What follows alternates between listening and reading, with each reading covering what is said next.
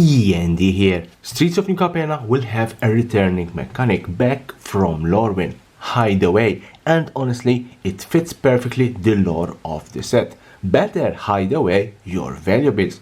Hideaway is a keyword ability that gives special access to a card from the library when linked with the second ability.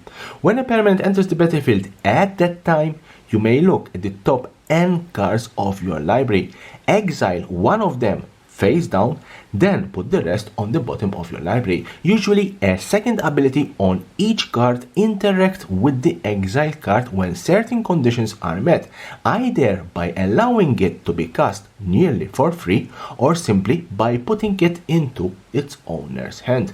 But how do you play Hideaway? Let's build our battlefield. Let's put this to represent the stack, and let's put this to represent the exile zone. And we also need a library. Let's put our library in play. And I'm going to cast Wiretapping. Wiretapping, it's a 4 and 1 blue. It's an enchantment with Hideaway 5. I'm going to cast it. It's a normal spell, therefore it goes on the stack. There can be a response, there can be a counter. Nothing happens and Wiretapping will hit the battlefield. As soon as Wiretapping enters the battlefield, Hideaway 5 will trigger, and the trigger will go on the stack.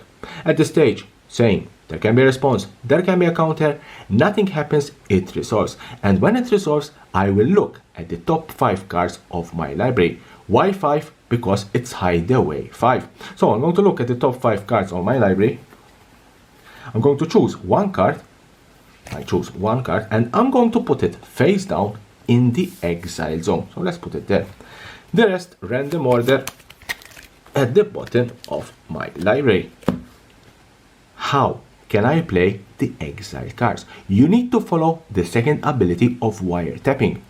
When I draw my first card during each of my draw steps, I will draw another card. Then if I have 9 or more cards in hand, I may play the exile card without paying its mana cost. Therefore, it's my draw step. I will draw a card and I will draw another card thanks to Wiretapping. Now, I have 9 cards in hand.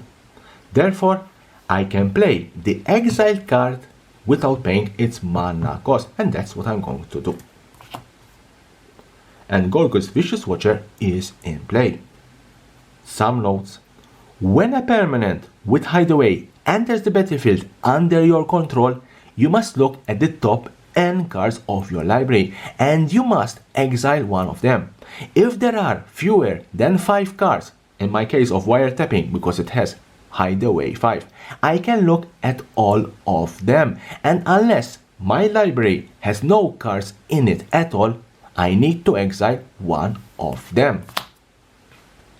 The exiled card can be looked at by the player who currently controls the Hideaway permanent, as well as by any player who previously controlled that permanent, which means that if my Wiretapping is stolen, let's say by Imbolus Clutches, my opponent can look at the hidden away card.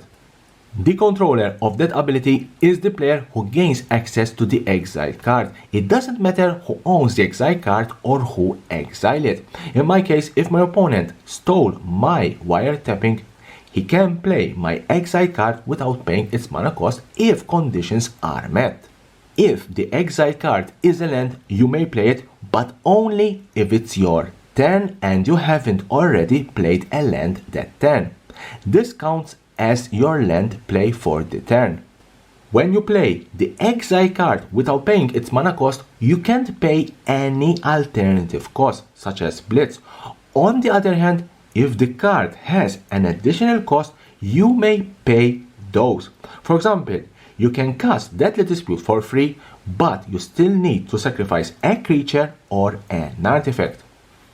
If Wiretapping is destroyed, let's say via a disenchant, the exile card will remain in the exile zone face down, and you still can look at it.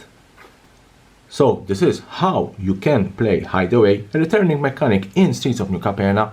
Leave a comment below what you think about this mechanic in Streets of New Capenna, and here's the subscription button. Subscribe for my channel for more and more interesting videos about Magic the Gathering and the collectible world.